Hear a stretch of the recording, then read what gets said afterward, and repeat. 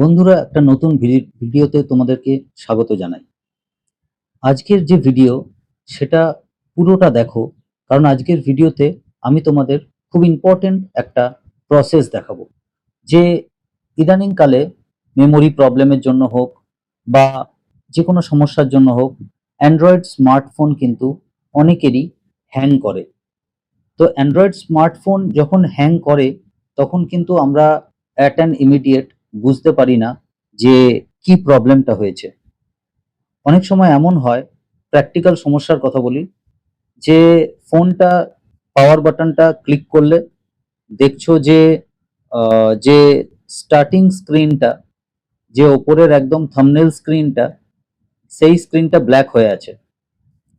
তো এই অবস্থাটা থেকে কিভাবে বেরোবো? বা ক্লিক করছো, অনেকক্ষণ পরে কোনো অ্যাপ রেসপন্স করছে, সাফল করছো, একের পর এক অ্যাপ উইন্ডোগুলোতে ঠিকমতো আসছে না, বা তার যে অ্যানিমেশন দেওয়া আছে সেটাও কাজ করছে না।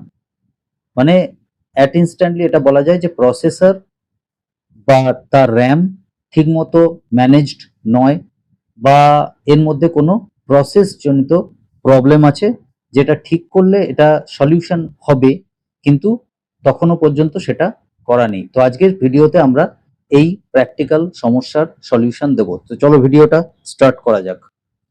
আমার হাতে আছে একটা অ্যান্ড্রয়েড ফোন। আমি তোমাদের দেখাবো যে এই অ্যান্ড্রয়েড ফোনে কি এমন করলে মোবাইল ফোনটা আরো বেশি ফাস্টার রেসপন্স করবে। আমি স্টার্টিংয়েই চলে গেলাম হচ্ছে সেটিংসে। সেটিংসের মধ্যে যাওয়ার পর আমি কি করলাম, একটু নিচের দিকে চলে এলাম। নিচের দিকে চলে আসার পর এখানে একটা অপশন আছে অ্যাবাউট ডিভাইস। অ্যাবাউট ডিভাইসে গেলাম। অ্যাবাউট ডিভাইসে যাওয়ার পর আরেকটু নিচের দিকে এলাম। এখানে একটা অপশন আছে ভার্সন। ভার্সনের মধ্যে যাওয়ার পর একদম উপরে আমি দেখতে পাচ্ছি বিল্ড নাম্বার। তো এই বিল্ড নাম্বারকে আমি কি করব, এর ওপরে আমি 7 বার ক্লিক করব। প্রথমে 3 বার ক্লিক করে দেখব, 2, 3, নিচে চলে এসছে যে আর 4 বার ক্লিক করলে ডেভেলপার অপশন অন হয়ে যাবে। ডেভেলপার অপশন অন হয়ে গেছে। এখন আমি জাস্ট লকটা খুলে দিলাম। এখানে লেখা আছে you are now in developer mode. Back করে গেলাম। ব্যাক করে গিয়ে অ্যাবাউট ডিভাইস,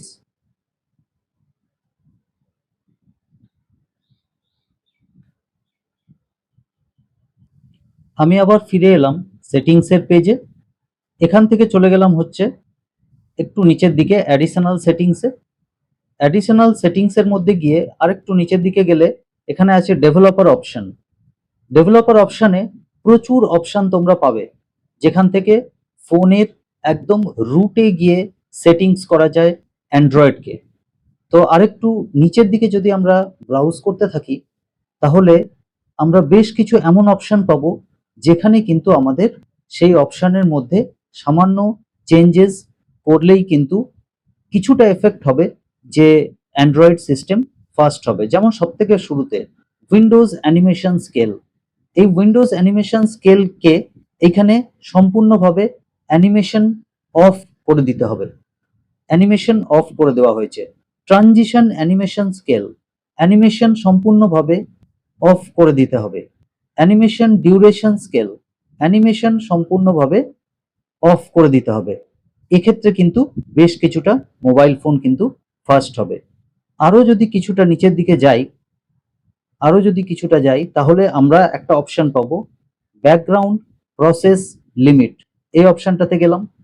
এখানেও গিয়ে কিন্তু নো ব্যাকগ্রাউন্ড প্রসেস এইখানে অন করে দিলাম।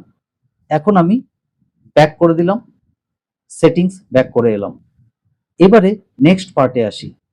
নেক্সট পার্টের মধ্যে আমরা চলে যাব হচ্ছে সেটিংসের অ্যাপস অপশানে। অ্যাপস অপশানের পরে গিয়ে আমরা চলে যাব অ্যাপ ম্যানেজমেন্টে।